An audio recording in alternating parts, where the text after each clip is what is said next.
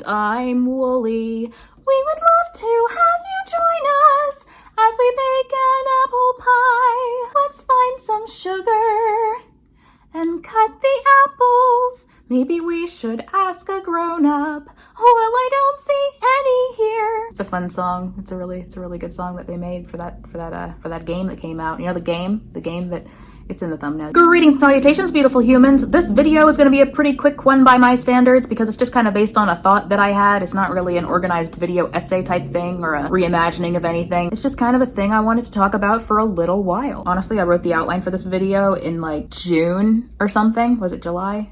I wrote the outline for this months ago and I was like, nah, it's gonna be too short. I'm not gonna even record that one. And then recently I was looking through my notes and I was like, you know what? The FNAF movie's coming out. Maybe I should just go ahead and toss that one out there into the world. I'm not even gonna do an intro. We're starting now. So first of all, this is opinions. This is not facts. And as you can see, I've recently developed a fondness for using singular state of being verbs with plural words, plural nouns. This is opinions instead of these are opinions. I enjoy that. I like the sound of it. I expect it to probably be a phase, but that being the case, it might slip into other parts of this video. Anyway, the topic of this video. Can indie horror stop doing demons? The concept of this video was originally brought on months ago when I was watching the game theory videos for Welcome Home. First, I watched the GT Live video where he combed through the whole website for Welcome Home, and then I watched the game theories that he made on the Game Theorist channel about Welcome Home. For those of you who don't know, Welcome Home is, what do they call it? ARG, right? ARG is what it's called when it's like, oh, it's an alternate reality thing. The premise of Welcome Home is, oh, there was this old children's show a la Sesame Street that was discontinued and there's a mystery around it and these archivists are gonna be looking into it, but actually some like creepy demon stuff might be going on with the puppets. I could give a better explanation, but it's not what the video is about, so probably if you're curious about Welcome Home, you could like watch the Welcome Home stuff and go to the website and whatnot. I recommend it. It seems cool. Initially, I jumped into it like, well, I've seen some cosplays of this silly yellow puppet, so I may as well get into it, see what it's all about. Maybe he's a yandere. That's not why I'm curious, but like it'd be nice. And as I'm watching it, I get increasingly the sense of like, ooh, he's a creepy neighbor. He's kind of monitoring the neighborhood. He's a puppet who's puppet mastering the other puppets. Maybe it's a cult, you know, all fun stuff. And then of course I reach the point in the lore where it's like, it's probably about demons. You got the yellow puppet neighbor guy. His house is probably a demon or was a demon or is made of a demon or is going to be made of a demon or based on a demon from a meta perspective. Essentially there's demons about. Most likely there's demons about or going to be demons about. The whole story isn't even available yet, so it could be that everyone's wrong about the demons thing,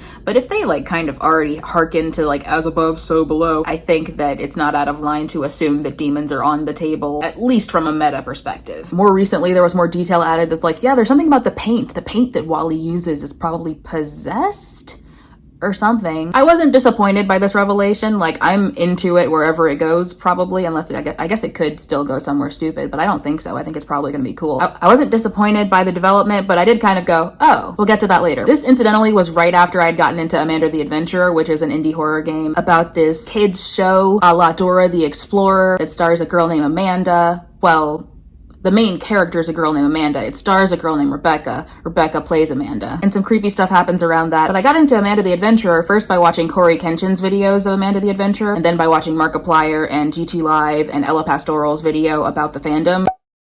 And Amanda the Adventurer is another horror game where if you go into the lore pretty much at all, you get to a point of, oh, this one's demons also. It's demons this time. The story behind Amanda the Adventurer is that the show around Amanda used to be a wholesome live action show made by this like independent guy who adopted his daughter, who Amanda is based on. And then this evil animation company with overt Pied Piper imagery took over the show kind of and made it a cartoon, and also kind of got rid of her dad and made her sign some contracts that shouldn't be legally binding, but probably are demonically binding. Ostensibly, the animation company killed Rebecca. Sometimes I feel myself rotting. What the?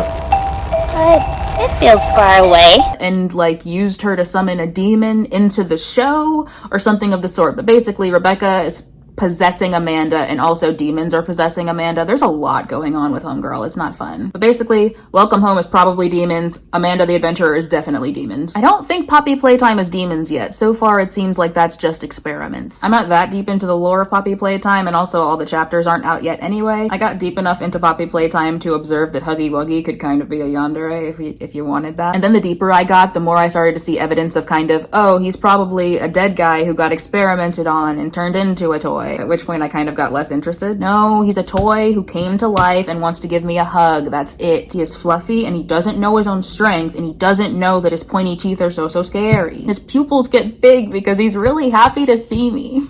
By the by, experiments on dead people is kind of an overdone trope too at this point, but I'm not talking about that for this one, although I still think that the experiments aspect makes some stuff less interesting, but that's not the point right now. Outlast is both. It's experiments and it's demons. FNAF is experiments and it's ghosts, but it's not demons. Bendy and the Ink Machine was demons, and I assume Bendy and the Dark Revival was demons. I kind of only saw the beginning of one Let's Play of that. But yeah, Bendy was demons, and it was also experiments. It's not just confined to video games either. Like, there's tons of shows and movies that start off from a place of, ooh, isn't this creepy? This is kind of creepy, and then resolves it with, it was demons! Can't we just let the creepy neighbor guy be creepy by himself? Does he have to be summoning a demon into his house or whatever? I think what it comes down to is, I think that a cult story, like a story about a cult, is way more interesting if it's just about the cult and not like, and the scary part is that the cult is summoning a demon. No, the scary part is it's a cult. Cults are scary. Like, just an influential, incidentally yandere guy who is capable of doing the protagonist harm. That's like, we don't need a hat on a hat here. If you're already running a cult, you don't need to summon a demon.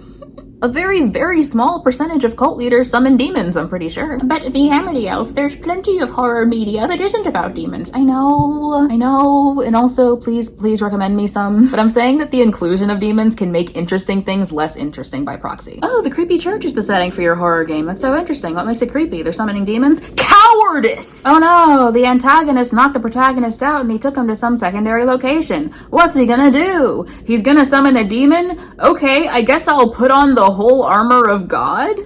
I guess I'll put on the whole armor of God and then I'm good? No weapon formed against me shall prosper. I'm fearfully and artfully made. Literally God's favorite human. Yes, I know who you are. Oh, the demon's gonna jump scare me. The demon's gonna like kind of jump at the screen and kill me. Your character design had better be so special. Your character design had better be so special.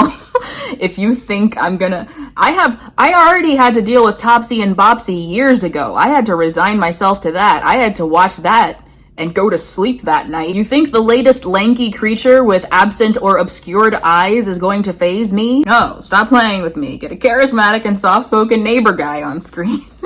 He's not experimenting on people, he's not summoning demons, but make him scary anyway. I'm taking those two tropes away from you. You're not allowed to use them anymore. Get creative. Or make it a lady. Bonus points if she's not like otherworldly attractive or grotesque. Like just a completely normal looking lady, maybe in like a t-shirt and some jeans. Then again, at the moment, I'm kind of just listing things that would be novel. Maybe it's kind of defeatist of me to just say some unscary things and then order you to make them scary. Religious iconography does creep some people out, and demonic imagery makes some people really uncomfortable. But there are, I feel, less stale ways to play with that than going so literal. It wants to kill you. Cool, what societal fear do you represent, little guy? Demons? The fear of demons? Makes sense. I will say, since I brought Homegirl's name into it, Amanda the Adventurer has pretty good execution of these tropes. Like, provided it had to be demons, Amanda the Adventurer had a good utilization of the concept, I think. They made a pretty good story around it. You feel bad for Amanda, and you understand narratively the broad strokes of what went down, even though you don't know the details, so there's enough room to speculate and have your own interpretation. Random Encounters made a really good song about it.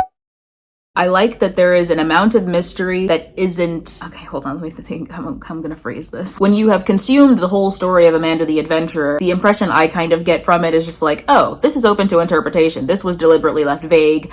I'm not failing to solve a puzzle from this. What's up with Wooly? Should we trust Wooly? Kind of no, but like, we're allowed to figure it out ourselves and come in with our own answers. Any cult story that uses demons does not deserve to have a cult. They have the nerve to be like, also, we painted some crosses upside down in blood. How dare you waste your concept this way? We gotta stop doing experiments, guys. Not in real life, like science has to do experiments to solve problems, but like, we gotta stop using experiments as a horror trope, I think. Honestly, maybe this video should be about experiments and not demons, because I feel like experiments has ruined more stuff than demons has. See, I used a singular has with a plural demons. I'm still doing it. To be fair, when I say demons, I'm referring to demons as a trope. So demons, the word is plural, but I'm referring to the singular trope that is demons. You get it. You're so smart. And I think that the other possible arcs that seem to be going on in Welcome Home are uniformly cooler than the demons thing. In fact, we are talking about experiments now. I think that so many of the stories that used experiments as a trope would have been kind of cooler if they didn't. And I think it's partially because the deliberateness created when you make it an experiment robs it perhaps of some of its fear factor. The idea of there was a serial killer, he happened to hide the corpses inside of this animatronic, the animatronic got possessed, and that just kind of happened. The idea of it just kind of happening has a mystery to it, a mystique, a soft magic, if you will, that I think is kind of killed when you're like, nah, he did sci-fi to imbue the essence of the dead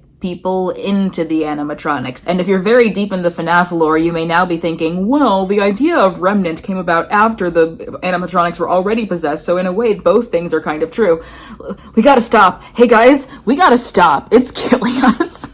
Collectively, we gotta, let go of Remnant. And we gotta let go of, what was the other one? Agony. If we all decide it's not part of it, then it won't be. We have to do this. Is this video turning into me just wanting the FNAF fandom to collectively regress to where the lore was around the time of FNAF 2, where we were all just like, oh, so he killed the crying child outside of the diner and that possessed the marionette. No reason. The marionette caused the other dead kids to possess the other animatronics. And that's it. Whereas now we have so many reasons for so many things and we're all dying inside. That said, I enjoyed Security Breach Ruin. I really enjoyed I like the Mimic. I like the Mimic a lot, and the Daycare Attendant. Daycare Attendant's my favorite character. Marionette's my second favorite character. I think that the thesis of this video is basically, don't do demons. Whatever else you have going on is probably cooler than the demons. And don't do experiments. Just let things be an accident. Instead of, they were doing experiments to try to make people immortal, and that's how we have people possessing toys at the Playtime factory.